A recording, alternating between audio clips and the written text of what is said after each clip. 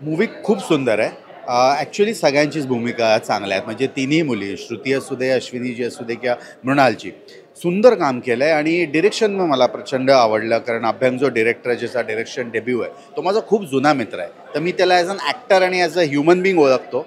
म्हणून मला फिल्म बघताना खूप रिलेटेबल वाटली. कारण अभ्यंग हा स्वतः खूप सेन्सिटिव्ह मुलगा आहे. म्हणजे त्याचा एक जो बघण्याचा दृष्टिकोन आहे आणि सहसा मला असं वाटतं की अशा सब्जेक्ट्सला कोणी हात लावायला बघत नाही.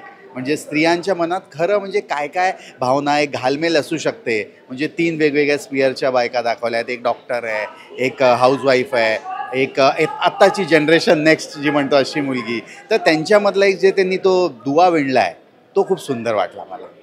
आणि एवढं सांगेन प्रेक्षकांना की हा सिनेमा खूप म्हणजे ह्याला प्रतिसाद मिळणं खूप गरजेचं आहे. लोकांनी हा सिनेमा हॉलमध्ये बघावा. फिल्मची सिनेमॅटोग्राफी खूप सुंदर आहे.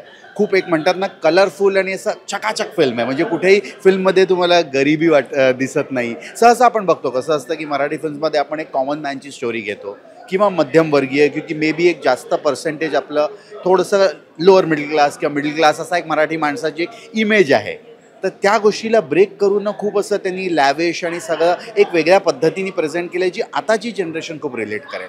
सो आय फील जी आता कॉलेज गोईंग जनरेशन आहे, यंग जनरेशन, त्यांना एक तो जो म्हणतो ना जनरेशन गॅप, ती कुठेतरी कमी करण्याचं एक खूप सुंदर काम या सिनेमातनं मला जाणवलं. की ती एक ब्रिज होईल की कुठेतरी यंगस्टरला पण कळेल की आपले जी आधीची पिढी होती त्यांचे काय विचार होते, त्यांच्याही काही गोष्टी चांगल्या होत्या. प्रत्येक पिढीचे काही प्लस पॉईंट्स, काही ड्रॉबॅक्स हे असतात. पण तो जो ब्रिज आहे तो खूप सुंदर त्यांनी मांडणी केली आहे की 3 जनरेशन्स कशा विचारांना हे करतील.